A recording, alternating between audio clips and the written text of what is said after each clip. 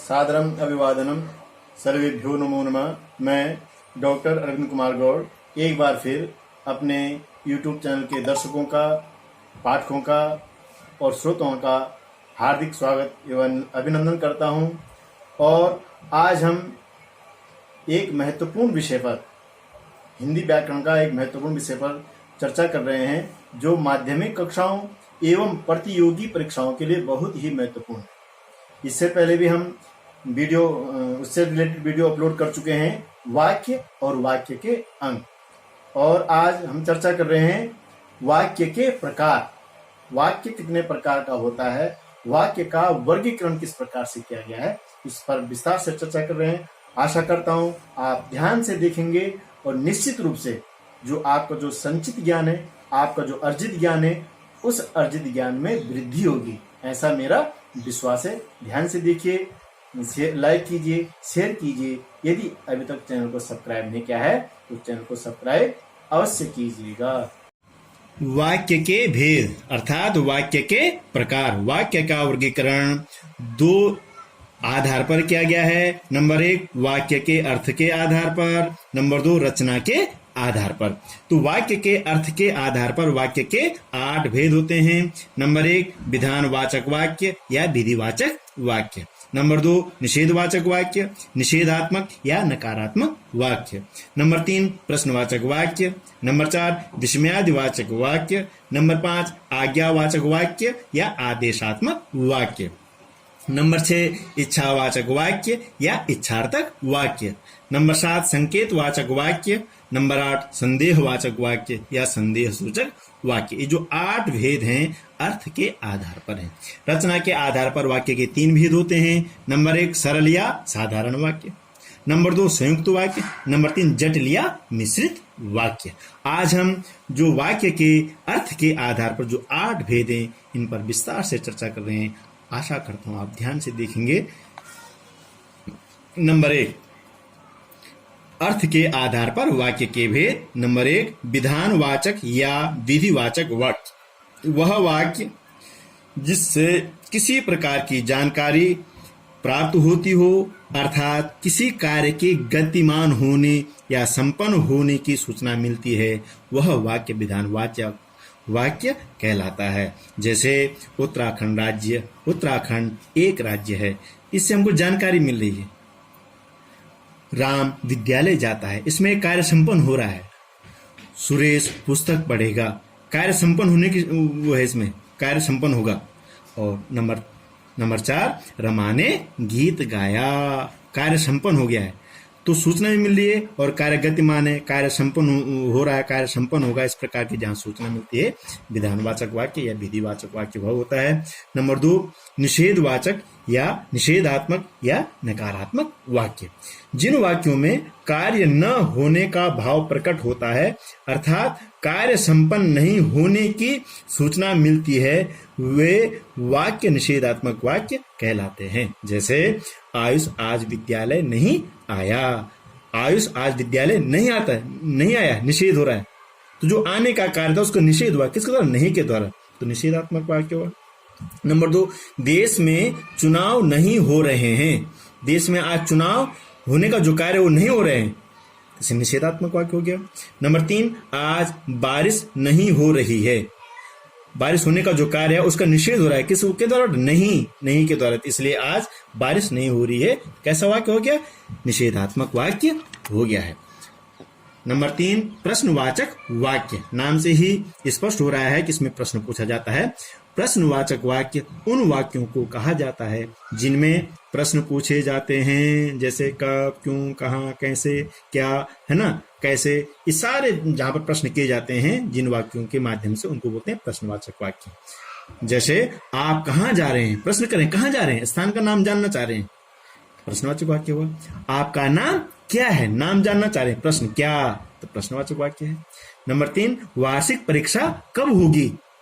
वार्षिक परीक्षा की तिथि जानने की जिज्ञासा है, प्रश्न क्या जा रहा है, कब, प्रश्नवाचक वाक्य हो गया।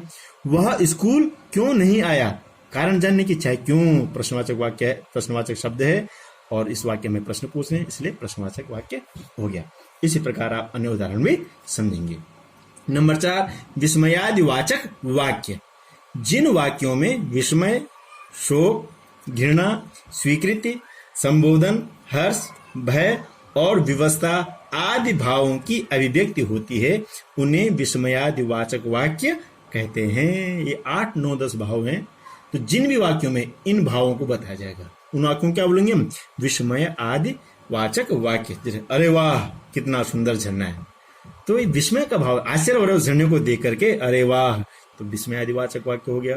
नंबर 2, छी कितनी दुर्गंध आ रही है, घृणा बता रहे हैं, दुर्गंध से घृणा हो रही, छी तो घृणा को बता रहा है, तो विस्मय आदि वाचक वाक्य हो गया।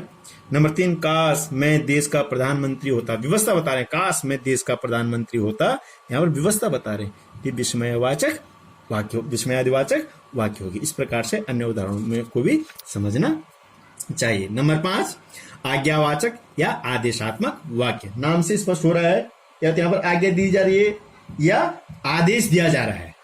तो जहां पर ऐसा देखने को मिलेगा जिन वाक्यों में, वो है आज्ञावाचक वाक्य, आदेशात्मक वाक्य।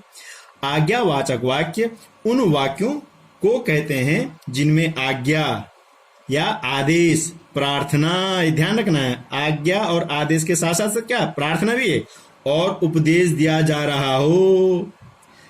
आज्ञा दी जा रही हो या आदेश दी जा रही हो या प्रार्थना की जा रही हो या उपदेश दिया जा रहा हो, जहां तीनों चारों भाव मिलेंगे वहां पर आज्ञावाचक वाक्य होगा। जैसे अंदर आओ, आज्ञा दे रहे हैं अंदर आओ, सदा सत्य बोलो, उपदेश दे रहे हैं सदा सत्य बोलो। नंबर 3, कक्षा में शोर नहीं करना चाहिए, कक्षा में शोर नहीं करना चाहिए, ऐसा हम क्या दे रहे हैं? उपदेश दे रहे हैं, कृपया आप बैठ जाइए, निवेदन कर रहे हैं, प्रार्थना कर रहे हैं, कृपया बैठ जाइए। इस प्रकार से ये आज्ञावाचक वाक्य हुए। नंबर 6, इच्छावाचक इच्छार्थक वाक्य। इच्छावाचक वाक्य उन वाक्यों को कहते हैं जिनमें इच्छा, आकांक्षा या आशीर्वाद का बोध हो रहा हो।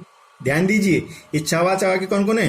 ये तो इच्छा जिसमें हम अपनी इच्छा व्यक्त कर रहे हो, जो वक्त आपने इच्छा व्यक्त कर रहा हो, अपनी आकांक्षा व्यक्त कर रहा हो या आशीर्वाद दे रहा हो, तो वहां पर इच्छावाचक वाक्य होता है। जैसे नव वर्ष मंगलमय हो, ये शुभकामना दे रहे हैं, अपनी आकांक्षा, अपनी इच्छा बता रहे हैं, तो कौन सा वाक्य हो गया? इच्छावाचक वाक्य हो गया। नंबर 2, परमात्मा आपको दीर्घायु प्रदान करे, आशीर्वाद दे रहे हैं, तो इच्छावाचक वाक्य हो गया। आप हजारों साल जिए, अपनी इच्छा प्रकट कर रहे हैं, मेरी इच्छा है कि आप हजारों साल जिए, इच्छावाचक वाक्य हो गया। नंबर 4, ईश्वर आपकी मनोकामना पूर्ण करे, अपनी इच्छा प्रकट कर रहे हैं यहाँ पर कि इच्छा आपकी, जो परमात्मा है आपकी मनोकामना पूर्ण करे। इस प्रकार ये सारे इच्छावाचक वाक्य के उदाहरण। नंबर 7, संकेतवाचक वाक्य। जिन वाक्यों में शर्त, संकेत का बोध होता है, यानी एक क्रिया का होना दूसरी क्रिया पर निर्भर होता है, उन्हें संकेतवाचक वाक्य कहते हैं। जैसे राम का मकान इधर है, हम संकेत भी करते हैं बोलते हुए, राम का मकान इधर है, रामचंद्र जी उधर रहते हैं, आप वहां से आ रहे हो, हम यहां से जा रहे हैं। जहां पर हम बोलने के साथ साथ थोड़ा संकेत भी करते हैं तो क्या होता है? संकेतवाचक वाक्य होते हैं। राम का मकान इधर है, सोनू उधर रहता है। अब एक क्रिया जब दूसरी क्रिया पर निर्भर है, उसके उदाहरण देखिए, यदि परिश्रम करोगे तो अवश्य सफल होगे। नंबर 2, पढ़ोगे तो पास हो जाओगे, बारिश होगी तो फसल अच्छी होगी, धूप लगेगी तो प्यास लगेगी। तो जब एक क्रिया दूसरी क्रिया पर निर्भर होती है तो वहां पर कौन सा वाक्य होता है? संकेतवाचक वाक्य होता है। अगला उदाहरण देखिए, अगला नंबर, संदेहवाचक या संदेह सूचक वाक्य। जिन वाक्यों में संदेह या संभावना व्यक्त की जाती है, उन वाक्यों को संदेहवाचक वाक्य कहते हैं। किन वाक्यों जिनमें संभावना क्या संदेह हम जाहिर कर रहे हैं या संभावना व्यक्त कर रहे हैं, उन वाक्यों को बोलेंगे संदेहवाचक वाक्य। जैसे शायद इस बार मानसून कम रहेगा, हम मौसम की गतिविधि को देख करके संभावना व्यक्त करें कि मानसून कुछ कम रहेगा, तो कैसा वाक्य हो गया? संदेहवाचक वाक्य हो गया। हो सकता है राम कल आ जाए, संभावना व्यक्त करें, हमें जानकारी नहीं है, हो सकता है कल आ जाए, तो ये संभावना व्यक्त कर रहे हैं यहाँ पर, इसलिए संदेहवाचक वाक्य है। नंबर 3, पता नहीं इस बार स्कूल कब खुलेंगे, लॉकडाउन चल रहा है, लॉकडाउन लगातार बढ़ रहा है, पता नहीं चला स्कूल कब खुलेगा, तो एक संदेह व्यक्त करें कि आज भी खुल सकता है, 10 दिन बाद खुल सकता है, तो एक संदेह है इस वाक्य में, इसलिए संदेहवाचक वाक्य है। नंबर 4, लगता है इस बार परीक्षा फल अच्छा रहेगा। इस बार सब परीक्षार्थियों ने अच्छे से परीक्षा दिए, अच्छे से मेहनत की, तो ऐसा लग रहा है कि परीक्षा फल अच्छा रहेगा, अर्थात 100% छात्र पास हो जाएंगे। तो एक संभावना व्यक्त की जा रही है इस वाक्य में, लगता है, संभावना व्यक्त कर रहे हैं। इस प्रकार से संदेहवाचक या संदेह सूचक वाक्य है। इस प्रकार से यदि हम थोड़ा सा ध्यान देंगे, थोड़ा सा अध्ययन करेंगे, तो निश्चित रूप से हम रचना के आधार पर जो वाक्य के 8 भेद हैं उनको समझ सकेंगे बड़ी आसानी से। आशा करता हूं आप लोगों की समझ में आया होगा, आप लोगों ने सीखा होगा। और चैनल को सब्सक्राइब अवश्य करें, हमारा जो नेक्स्ट आने वाला वीडियो आपको मिल सके। बहुत बहुत धन्यवाद।